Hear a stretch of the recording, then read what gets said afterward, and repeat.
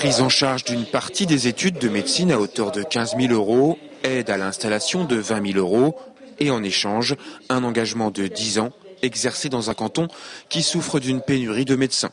La situation est critique, le département a donc choisi de faire feu de tout bois pour attirer les jeunes qui veulent s'installer.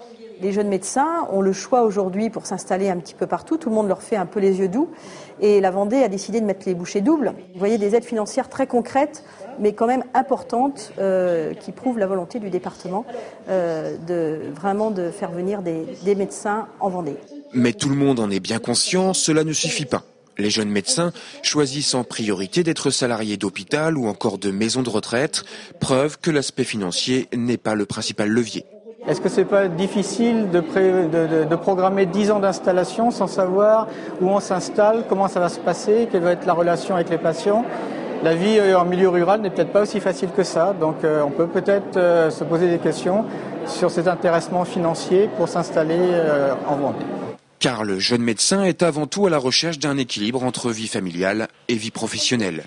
Les horaires à rallonge, c'est de moins en moins envisageable. Pas question non plus de sacrifier les sacro-saintes vacances. Et puis, il y a le conjoint et les enfants qui doivent trouver toute leur place en termes de travail, d'école ou de loisirs. Bref, être salarié d'une structure hospitalière en ville apparaît comme beaucoup plus simple. D'où cette désaffection pour la médecine en zone rurale. Résultat, il faut aller au-delà des aides financières en attirant les jeunes qui s'installent dans des pôles santé réunissant plusieurs praticiens, mutualisant le travail et allégeant les contraintes administratives qui pèsent lourd lorsqu'on exerce seul dans un cabinet médical.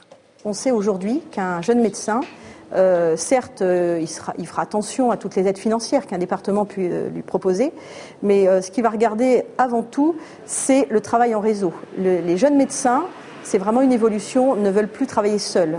Le département compte également sur la période des stages pour séduire les étudiants en médecine. Mais pour ce faire, c'est toute une profession qui doit se mobiliser pour les accueillir.